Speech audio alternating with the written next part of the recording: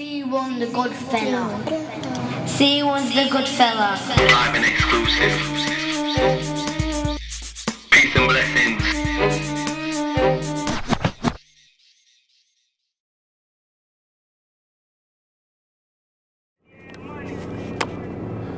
Peace and blessings, C1. So I'm just heading to the gym, Concord Sports Centre, for a bicep and tricep workout and some forearms, and then I'm going to finish on abdominals. This is going to be spontaneous. I ain't got nothing written down. It's all going to be the top of the head, so bear with me on that. But peace and blessings, and see you soon. So it's an unusual one today because I'm doing arms in the middle of the week, but because I've had a 6-day week at the gym, I think it's relevant I break it up with kind of a mild exercise. I see arms as mild. It's not as heavy as the chest, the back or legs, if you know what I mean. So I'm gonna do the arms today, and then tomorrow back on legs down at EIS. So we're almost there now. See you shortly. Peace and blessings. So we're almost here at the gym. A nice easy workout on the arms, and see what you think. Give me some feedback, some comments, or if you've got any advice yourself, I'm always open. That's how it is. Peace and blessings. C1 the good fella. So the 2nd of June 2015. You joining me today. Post workout of the biceps, triceps, and forearms. So usually on my arms, I like to hit a variation of angles. The reason for that is on your arms, even though your bicep, a lot of people believe it's one muscle. It's actually quite a few muscles broken, which all combine together to actually make the bicep. So you find that your hammer curl, you can see the actual direction. It's like it's facing vertical, the weight. It works the length of your arm. That's what gives you your length of your bicep. So I usually start off with hammer curls. You can see here I've started off with 16 kilos, which is obviously for you that might be too much, or it might be too little. You'll have to adjust that accordingly to your own personal preference. But my first set I'll just rep out. On this set I think I must have got about 30 reps combined, which is obviously divide that by 2 for each arm. That's like 15 rep each arm. It's when I first start doing hammer curls, I'm not really concentrating on the actual weight. I want to try and pump as much blood into the bicep as possible and try and get it pumped up for the rest of the session. If you think about it, it's the first exercise that you're doing, so you want to be pumping up as much as you can. You can see I've moved up two weights now, from 16s to 20s now to 24s. The trick with hammer curls is move up and weight accordingly, but don't want to jeopardise too much form. You want to be finishing off eventually, so you can do 6 on each arm, so that'll be 12 to failure, and then you'll find that you've got a wicked pump when you've done that. Moving on now, we've got the preacher curls. I'll start off on this. You can see the bar weighs 10 key. I've got 10 kilos on each side, so that's 30 key total. I'll just rep out on this one, just similar to hammer curls. So I'll start off doing whatever I can on any given day. So I think on this day I might have done 15-20 reps on this weight. This kind of movement is similar to a hammer curl, but not. Obviously you can see where your palm is slightly placed to like a diagonal line, which then works the ball of your bicep a lot more than what your hammer curl does. So this is like a different angle for your bicep.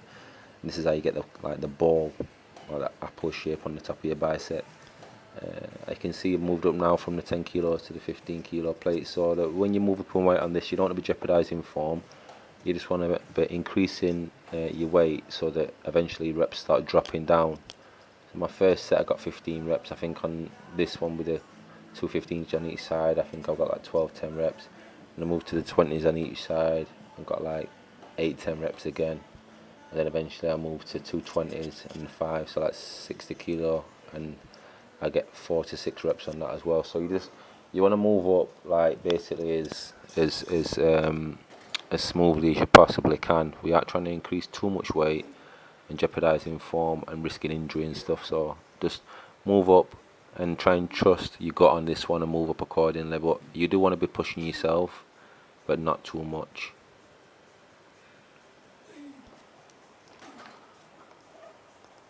So the next exercise I'm doing is a set of 21s. This is what I'll usually finish on with the bicep. 7 low reps, half reps to your mid chest, or just to the crest of your chest, and then you want to do 7 from the top of your chin down to the middle of your chest. And then once you've done that, that's 14, and then your last 7 want to be 7 continuous full reps. You don't have to be banging them out at ultra speed. It's not a speed competition or a race or anything. It's all about getting your technique comfortable and just pumping as much blood into your bicep as possible. This 21s it sets basically the men from the boys, because it's so easy and tempting to just put the weight down on your 3rd or 4th rep on either stage. So it takes a lot of dedication and discipline. So it's a really good one to add onto your routine, and you will see gains on this one. So this is the same 21, it's just from a different angle. You can see me just doing like some routines that I usually do in boxing, just to loosen up the arms. I got a pump at this stage, my arms are pumped. You can probably see the veins really vascular at this stage. You can see the veins popping out, because at this stage this is the last one I do before moving on to my triceps. So I get a killer pump on this. But your 21s is, like I say, I usually finish on this, and I usually get 2 sets of 21s to finish. My back's bending a little bit there, a little bit more than what I would have liked, to be honest. So I wouldn't advise doing what I just did there. That's some bad example, to be fair. You want to try and keep your feet planted, knees slightly bent, but try and keep all the focus on your bicep and not use too much back. You can see I'm stretching out my back there because it feels a bit tight, but try and really keep your focus on your bicep.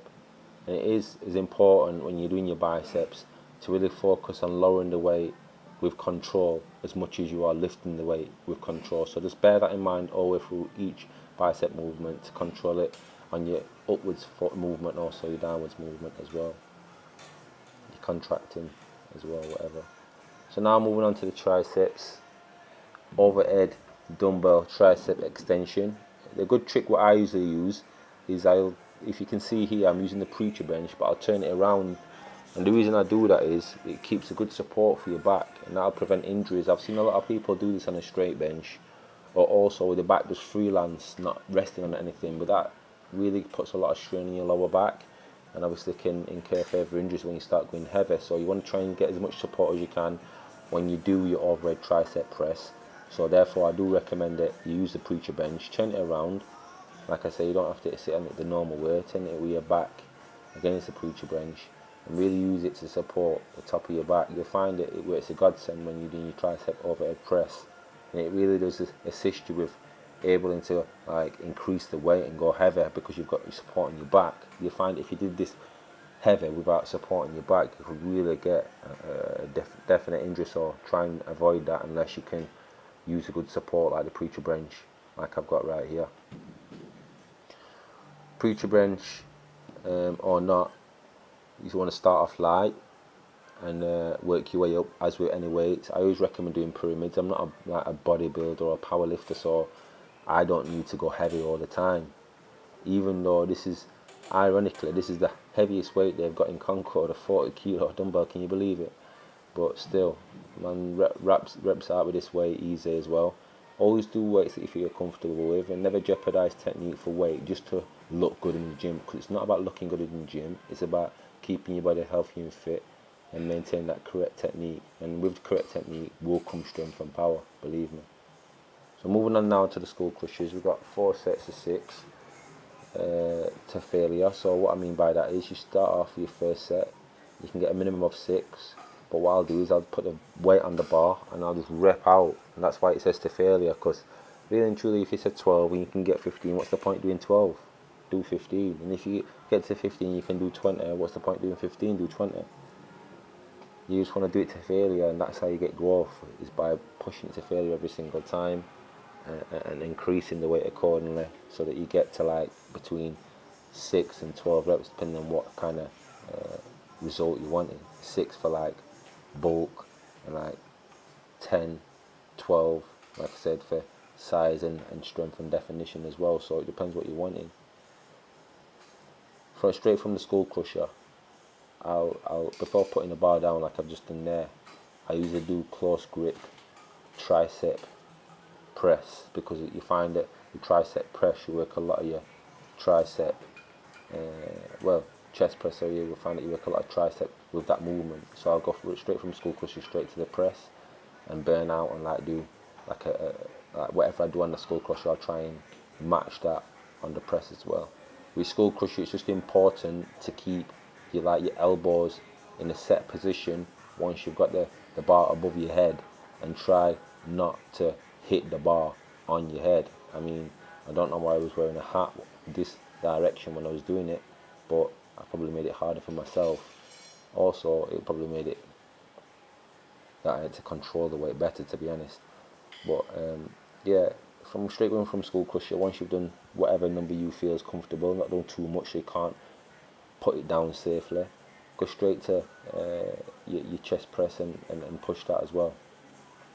The skull crusher, like I say, it's all about doing the weight that you feel comfortable with, but pushing yourself enough to know that you give yourself a good workout, but not pushing yourself too much where you can't put the weight down and it comes crashing on your head and lives up to its name, the skull crusher. Yeah, you want to like do a relevant number that you feel satisfied, and like I said, then move it to your chest press and then put it down. It would probably, be honest, if you're a rookie or a bit novice doing this movement, to probably get someone to assist or spot you on that, because it is quite difficult putting the weight down, to be fair. So moving on to the final one for the tricep, it's a cable row pull downs. Usually I'll use this to finish, because it is a weight that an exercise that I'll put a really light weight on. As you can see the plates in the background there, I'm sure you can see it a little bit. It's really lightweight. I'll put like that. I'm sure that's only like 15 kilos. It's nothing at all, really, to be honest. Everybody will probably laugh at that, but it does me fine. So I'll do the cable pull down. I'll go for 10-12 reps, and then whatever I do on the pull down, I'll then go to the overhead tricep extension and do that straight off. So it's like a superset, and then I'll give it like 10-20 seconds, 30 second rest, depending how I feel, and jump straight back on it and again and do the same thing. So it's a cable pull down. Really try and get the split at the bottom, because that's how you get your lacerations and your rip on your tricep. And then once you've done your set, straight out to the overhead tricep extension, and really try and tear that rope apart so you get your rip. So finally, on this day, I moved on to my forearms. Your forearms are really important to work. There's no point having big biceps and triceps and tiddly forearms. It'll just look weird straight up. You don't want that look. It's not good. So always try and do your forearms at least twice a week. Forearms are one of the muscles like your calves or your abs. You can work them every day if you wanted to, because they get used for everything. As you can see here, I'm doing an overhand EZ barbell curl. It's similar to the normal curl on your dump bicep, but because you're having your grip over the top, it works the top of your forearm. And once you bring it to basically your chin, you can feel that Popeye kind of forearm shape take place and start to develop with time. Don't do a weight that is sacrificial to your technique. Whatever weight you start on, you want to make sure you get proper form. So even if it's just a bar for some people, just do the bar. It doesn't matter. It doesn't really matter what you start on. It's all important just to make sure you do the correct technique first, and always build on your technique. Weight with technique, never the opposite. Don't try and put the weight on and try and get good technique. It just doesn't work. So finally, we've got a dumbbell wrist curls. This is the one that we use to finish. This is you want to try and have a weight that's not too heavy. Once you get to 10-12 reps, you want to feel it burning. So it's not that heavy that you can't do 6 or 7. You want to get to 10 or 12, make it burn. On this one, I just did a non-stop set, 3 sets on each arm. So I did 10, I think, on each arm.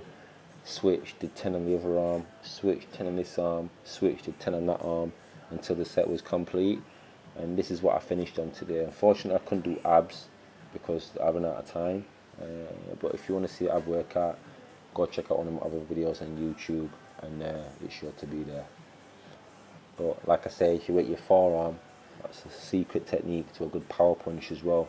Bruce Lee defied or swore by having good strong forearms. He said it was like a baseball bat that would be weak at the beginning if you didn't have good forearms. So you want to get really strong wrists and forearms, and you find that for any boxing or martial arts, it will obviously benefit you when it comes to punching and impacting and preventing injuries from punching continuously and stuff. So peace and blessings, C1. So another great session done at the gym. So to recount what we've done today, we've done biceps, then we finished off, well, when we went to mid-session with triceps and finished off with some forearms. I didn't get to finish abs in the gym today. Usually I do hanging leg raises and some side twists. If you check my other videos, you can see that as well. But tonight when I get home, no doubt I'll be doing an arm session. I'll do an ab session then. But peace and blessings. Thank you for watching, and if it's on YouTube, please share, comment, you know, and like, and most importantly, subscribe so you can keep updated with all my latest videos that come out. Peace and blessings. C1.